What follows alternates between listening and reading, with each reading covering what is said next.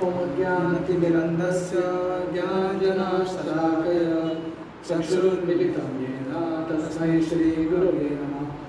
श्रीचैतन्यमनोभीष्टं स्थापितं येन भूतले स्वयं रूपा कदामह्यं ददाति स्वपदातिकं।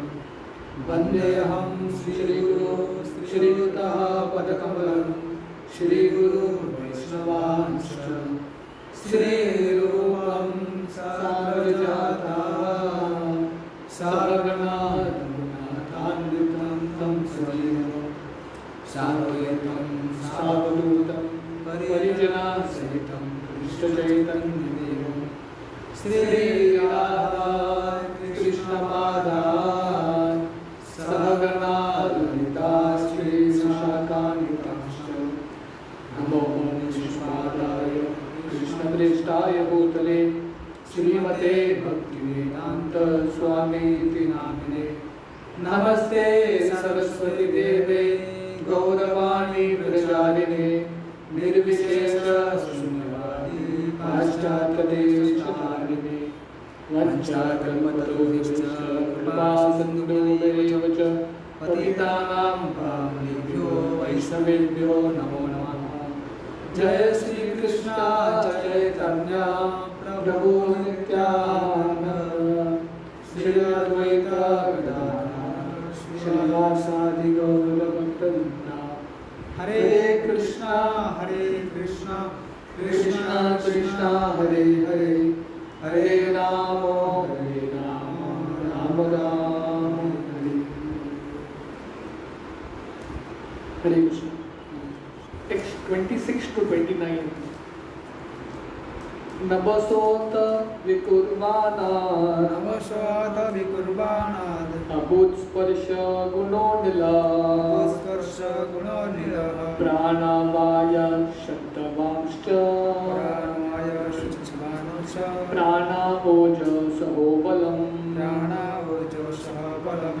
वायुरपि विकुर्वाणात् कालकर्म स्वभावतः उदपद्यत तेजो वै रूपवत् स्पर्श शब्दवत् तेजसस्तु विकुर्वाणात् आसेतम्बो रसात्मकम् रूपवत् स्पर्शवत् कोशवच्च परान्यवात् विशेषस्तु विकुर्वाणात् अम्बसो गन्धवानभू प्राणावायात् रसस्पर्शात् शब्दरूप गुणान्विता। Translation. Because the sky is transformed, the air is generated with the quality of touch, and by previous succession, the air is also full of sound and the basic principles of duration of life, sense perception, mental power, and bodily strength.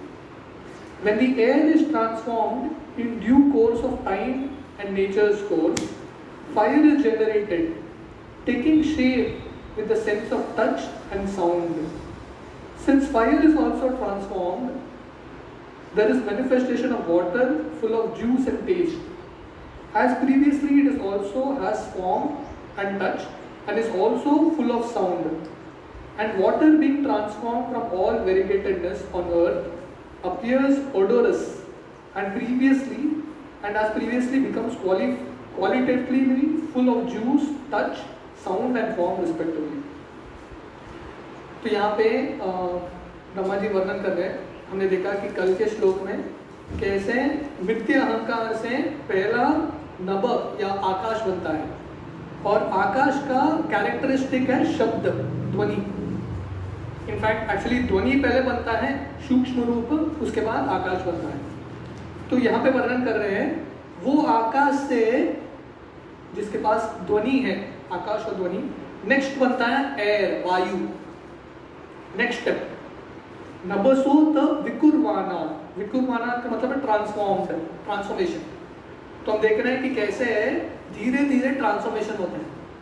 जैसे दूध के अंदर आप दही का थोड़ा मिश्रण डालो, धीरे धीरे वो ट्रांसफॉर्म होकर दही बनता है।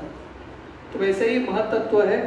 तो उसके बाद पहले अहंकार बनता है, उसके बाद तमोगुनी अहंकार, उससे पहला नभ या आकाश बनता है। आकाश के अंदर ध्वनि होता है। तो धीरे धीरे समय के साथ अकॉर्डिंग टू टाइम ये आकाश हवा में बदलता है, वायु। तो ये वायु का खासियत क्या है? आकाश में ध्वनि है, वायु में ध्वनि भी होता है, स्पर्श भी होता है। एक एक्स्ट्रा टच आ गया, एक्स्ट्रा कैरेक्टरिस्टिक। जो आकाश है उसमें सिर्फ ध्वनि होता है, तो अभी वायु में ध्वनि के साथ स्पर्श भी है। When the air is transformed in course of time and nature's course, fire is generated, taking shape with the sense of touch and sound. तो समय के साथ साथ ये जो वायु है अग्नि बनता है। Next, so first there is sky, आकाश, आकाश में ध्वनि है। दूसरा वायु बनता है, वायु के अंदर पहला गुण है। तो जब भी अगला पदार्थ बनता है पंचमहाभूत का, पहले पदार्थ की सब लक्षण रहते हैं। तो हवे में ध्वनि है, आकाश का लक्षण है, और एक नया एक एक्स्ट्रा कैरेक्टरिस्टिक है, वो है स्पर्श। तो समय के साथ साथ ये जो वायु है अग्नि में परिवर्तन होता है, it get transformed into fire. तो अग्नि में पहले दो गुण है, वो क्या है? ध्वनि, अग्नि का ध्वनि होता है, अग्नि का स्पर्श होता है। पर अभी अग्नि का तीसरा कैरेक्टरिस्टिक आता है रूप। हवा का रूप नहीं होता, अग्नि का रूप होता है। Since fire is also transformed, there is manifestation of water full of juice and taste.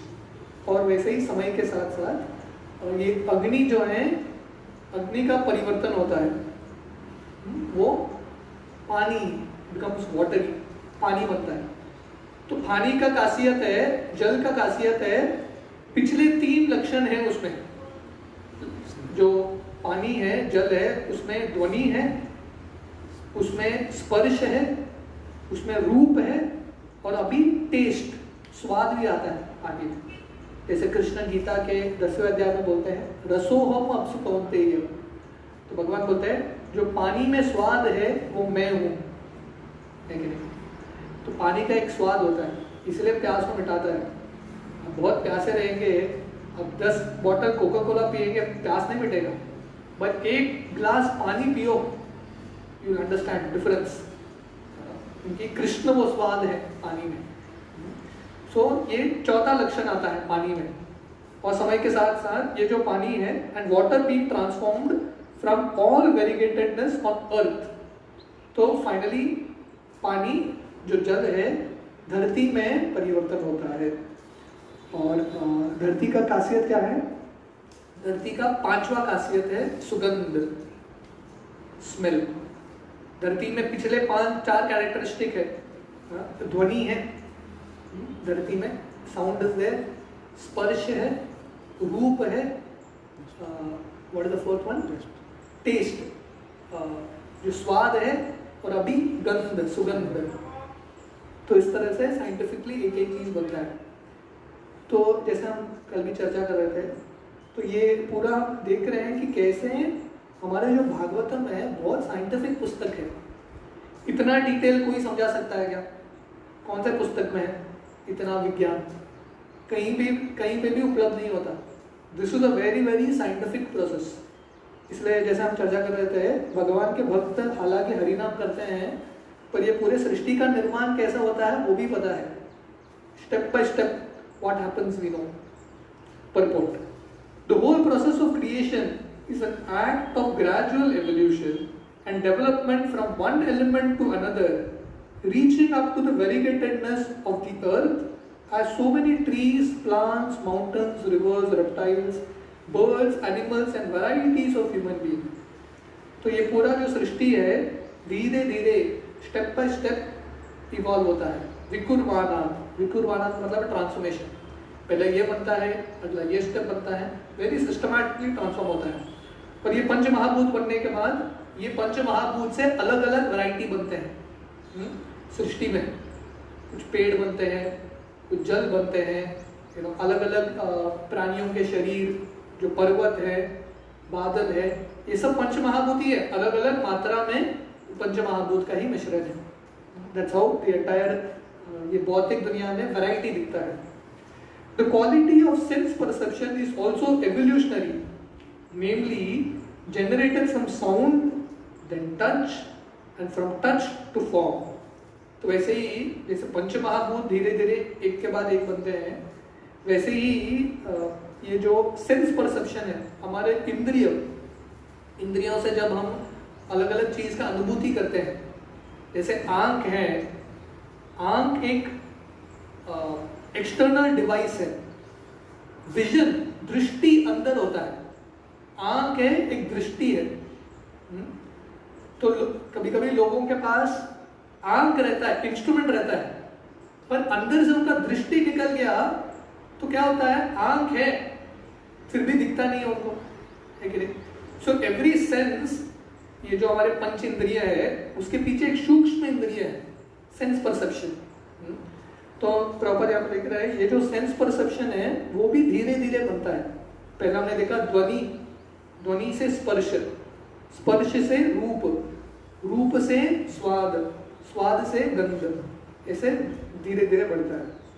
Test and odour are also generated along with the gradual development of sky, air, fire, water and earth. तो ये जो अलग अलग हमारे जो इंद्रियों से हम अनुभूति कर सकते हैं, परसेप्शन, ज्ञान इंद्रियों से, वो भी धीरे धीरे बनता है।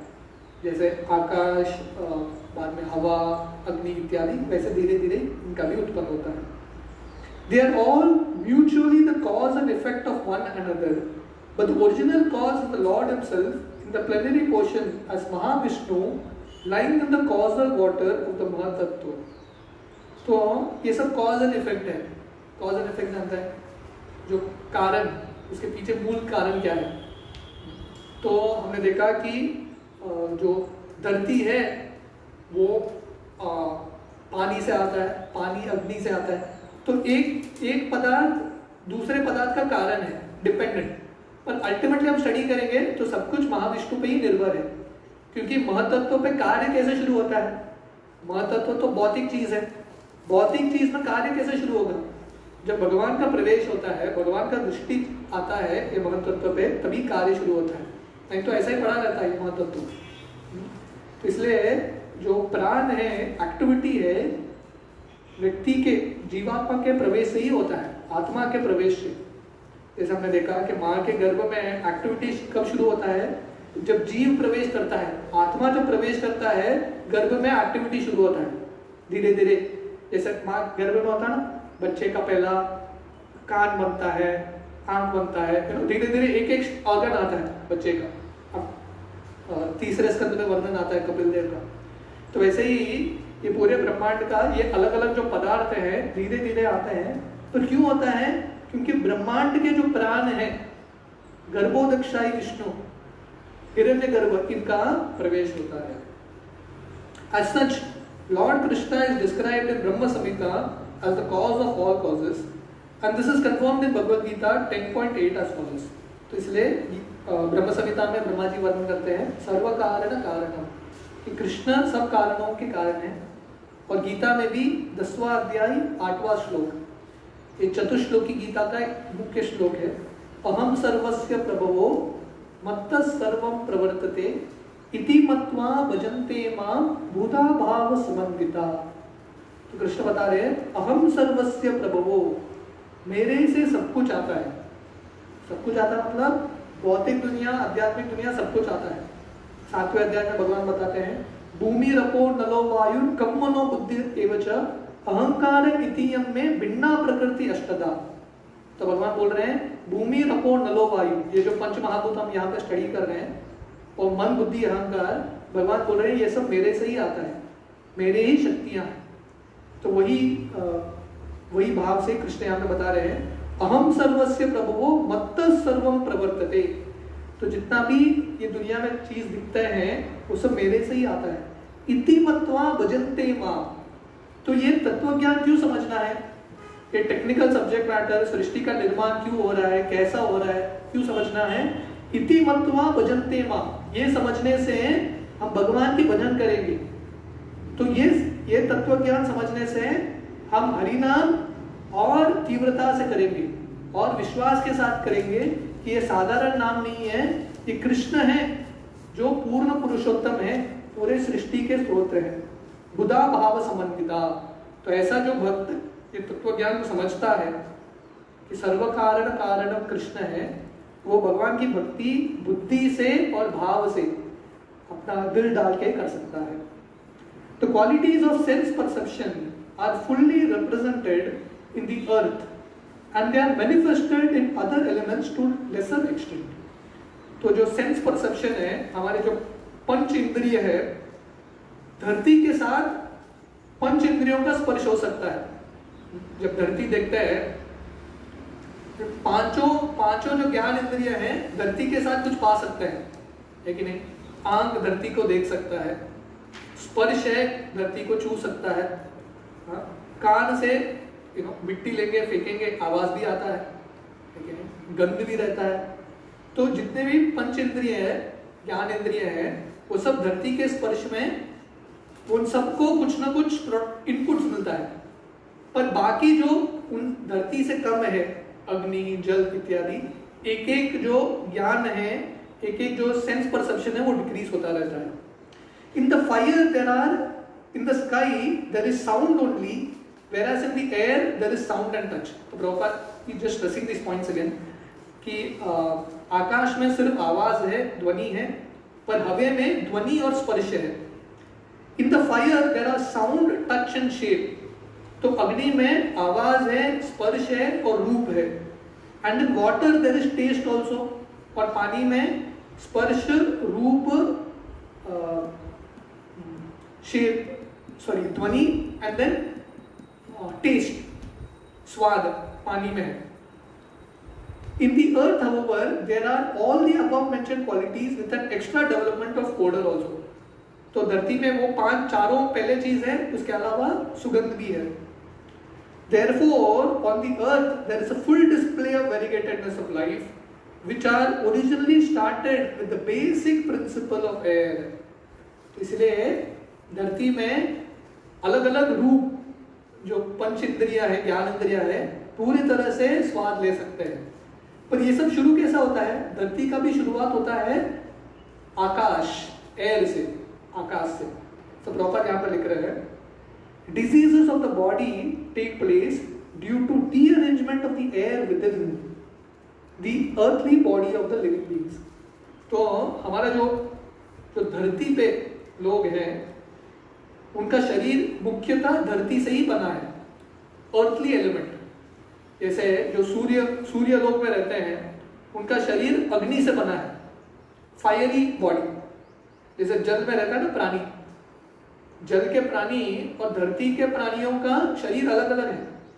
जल के प्राणियों का जो शरीर है मुख्यतः जल से ही बना है, इसलिए जल में रह सकते हैं। जहां पे रहना है उसके हिसाब से एक शरीर है। जो सूर्य लोक में रहते हैं उनका अग्नि का शरीर होता है, फायरी बॉडी। जो धरती में रहते हैं उनका शरीर अर्थली बॉडी बोलते हैं। फिर भी हालांकि धरती का शरीर है, फिर भी हवा जो एयर है वो बहुत इंपॉर्टेंट है। तो प्रॉपर यहाँ पर लिख रहे हैं कि बहुत सारे बीमारी वायु के डीअरेंजमेंट से होता है।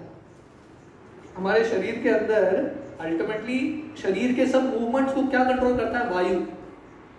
हार्ट जो है पंप करता है ब्लड, अलग अलग शरीर के पार्ट को पंप करता है, मतलब हवा, विद एयर इट फ्लोज। जो इवैक्यूएशन है, जब मलमूत्र त्यागते हैं, वो कैसा होता है, हवा से ही होता है, मूवमेंट ऑफ एयर। सांस लेते हैं, हवा से ही हो रहा है। जो ब्लड का सर्कुलेशन है, आर्टरीज, वेन्स, वो सर्कुलेशन हवा से ही हो रहा है। सो बुद्धि भी it works because of air. तो इसलिए प्रोपा बता रहे हैं कि बहुत सारे जो बीमारी हैं वो प्राण के जो गड़बड़ होने से होता है। वात, जैसे आयुर्वेद में होता है कफ पित्त वात। कफ वात क्या है? प्राइमरीली एयर, हवा। पित्त क्या है? जब अग्नि और पानी का मिश्रण होता है वो पित्त बोलते हैं, acid, mixture of water and fire. और जो कफ, कफ जो है what it is, mixture of earth and water, कफ। तो ऐसा आयुर्वेद के हिसाब से। तो जनरली वात के संतुलन जब बिगड़ जाता है शरीर में अलग अलग बीमारी आते हैं। Mental diseases result from special rearrangement of the air within the body and as such yogic exercise is specially beneficial to keep the air in order so that diseases of the body become almost nil by such exercises. इसलिए बहुत सारे लोग योग करते हैं, प्राणायाम, आसन इत्यादि। क्यों करते हैं? क्योंकि बीमारी है, पर अगर हम प्राणायाम अच्छे से करेंगे तो शरीर के बहुत सारे बीमारी ठीक होंगे। क्योंकि अल्टीमेटली शरीर के सब मूवमेंट्स को कंट्रोल करता है एयर, हवा, प्राण। धरती से भी ज्यादा शक्तिशाली है प्राण, हवा। इसलिए उडुपी में हनुमान जी को वो मुख्य प्राण बोलते हैं। वायुदेव जो है मुख्य प्राण है, वही पूरे दुनिया को कंट्रोल करते हैं। हम जानते हैं ना ये कहानी, जब हनुमान जी जो वायु के पुत्र हैं, वो एक बार जब छोटे बच्चे हैं वो सूरज को देख के निगलने के लिए जाते हैं। उनको लगता है कि ये फल है, खाने के लिए जाते हैं। और देवता वगैरह बहुत इंद्र को जाके कंप्लेन करते हैं। और इंद्र अपना वज्र लेके हनुमान जी के चिन्ह पे, यहाँ पे, इसको हनु बोलते हैं, यहाँ पे प्रहार करते हैं और हनुमान जी आके नीचे गिरते हैं धरती पे। और उस समय वायुदेव जो हनुमान जी के पिता है उनको बहुत गुस्सा आता है और वो पूरे दुनिया का वायु रोक देते हैं। देखिए ये दुनिया में कोई खाना रोक लिया, पानी रोक लिया, फिर भी जिंदा रह सकता है। वायु रुक गया पूरी दुनिया में, दुनिया कैसे चलेगा? सब लोग सफोकेट होने लगे और बाद में आके हनुमान जी से, वायुदेव से माफी मांगते हैं। तो इसलिए वायु जो प्राण, जो हवा है, आकाश जो है, it's a very important element, धरती को भी कंट्रोल कर सकता है। तो इसलिए प्रभुपाद बोल रहे योगिक एक्सरसाइज करने से, सॉरी प्राणायाम, आसन इत्यादि करने से जितने भी बॉडीली डिजीजेस हैं उससे मुक्त हो सकते हैं। लेकिन इसलिए लोग अभी भी योग के मार्ग के ओर आ रहे हैं, जो डिजीजेस है, बीमारी है, उससे मुक्त होने के लिए। When they are properly done, the duration of life also increases, and one can have control over death also by such practices. तो इसलिए अच्छे से प्राणायाम वगैरह करने से आयु भी बढ़ सकता है। आप कुंभ मेला वगैरह में जाएंगे, वहाँ पे साधु संत हैं जो 700 साल, हजारों साल जिंदा हैं। क्यों? क्योंकि प्राण को कंट्रोल करके। अल्टीमेटली सबका आयु कैसे निश्चित होता है, जैसा एक डिवाइस होता है ना, उसका आयु निश्चित होता है, तो वैसे ही हर एक शरीर का आयु कैसे निश्चित होता है, कितना बार प्राण, कितने बार सांस लेगा ये शरीर। तो उसको नियंत्रण करने से, उसको स्लो डाउन करने से व्यक्ति का आयु भी बढ़ सकता है। So this is a science. A perfect yogi can have command over death and quit the body at the right moment when he is competent to transfer himself to a suitable planet. तो जो perfect योगी है अपने शक्ति से, अपने प्राण को control करके सही समय में शरीर त्याग सकता है। इसको इच्छा मरण बोलते हैं। अपना समय चुन के वो त्याग सकता है। ऐसे बहुत सारे योगी हैं, वो बताते हैं कि ये दिन, ये समय मैं शरीर त्यागूंगा। They decided and at that time they leave. वो शरीर त्यागते हैं और उनका जो गंतव्य है वहां पे पहुंचते हैं। The Bhakti Yogi, however, surpasses all the yogis because by dint of his devotional service, he is promoted to the region beyond the material sky and is placed in one of the planets in the spiritual sky by the supreme will of the Lord, the controller of everything. पर ये सब योगियों में से श्रेष्ठ भक्ति योगी है। योगिनाम अपि सर्वेषां मद्गतेर अंतरात्मना श्रद्धावान भजते यो मां समय युक्त तमोमत। गीता का 6वां अध्याय, उसका शीर्षक है ध्यान योग। तो कृष्ण ध्यान योग, अष्टांग योग के बारे में डिटेल में वर्णन कर रहे हैं।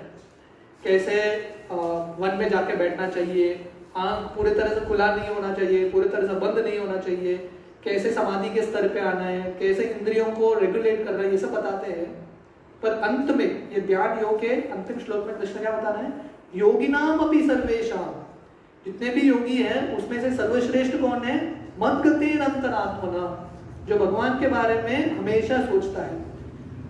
समय युक्त तमोमता, श्रद्धावान भजते यो मां, कृष्ण बोल रहे हैं जो श्रद्धा के साथ मेरा भजन करता है, भजन करता मतलब जो भक्ति योग का पालन करता है, वो सर्वश्रेष्ठ है।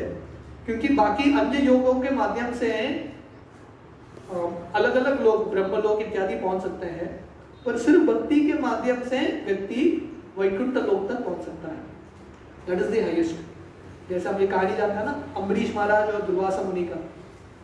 अम्बरीश महाराज एक गृहस्थ थे पर भगवान के महान भक्त थे, और दुर्वासा मुनि बहुत बड़े योगी थे, वेरी पावरफुल योगी, इतने शक्तिशाली योगी, अपने स्वयं के शरीर में वैकुंठ भी जाते थे, इतने शक्तिशाली योगी। पर जब दुर्वासा मुनि अम्बरीश महाराज के प्रति अपराध करते हैं, तब कृष्ण वैकुंठ से सुदर्शन भेजते हैं दुर्वासा को मारने के लिए, और दुर्वासा भाग के जा रहे हैं, वैकुंठ तक पहुंचते हैं, कृष्ण मेरा रक्षा करो। और कृष्ण बोलते हैं नहीं, अहम भक्त पराधीनो, मैं अपने भक्तों के अधीन हूँ, मेरा जो कंट्रोल है भक्तों ने ले लिया है। तो सुदर्शन का कंट्रोल, छोड़ने का कंट्रोल मेरे पास है, वापस लेने का कंट्रोल मेरे हाथ में नहीं है, अम्बरीश महाराज के पास है।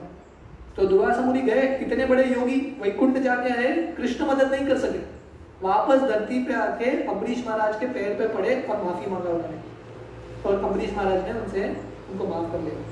तो कहने का मतलब है, ये कहानी से हमको समझ में आता है बहुत स्पष्टता से कि भगवान के जो भक्त हैं वो बाकी योगियों में से कहीं ज्यादा श्रेष्ठ हैं। इसलिए प्रभुपाद यहाँ पे बता रहे हैं दी हाईएस्ट योगा, जो भक्ति योगी है वो बाकी योगियों से बहुत श्रेष्ठ है, और अनायास इस भौतिक दुनिया को छोड़ के आध्यात्मिक जगत में प्रवेश करता है। सो टेक्स्ट 30 विल कंटिन्यू टुमारो, कल पढ़ेंगे टेक्स्ट 30। हरे कृष्ण।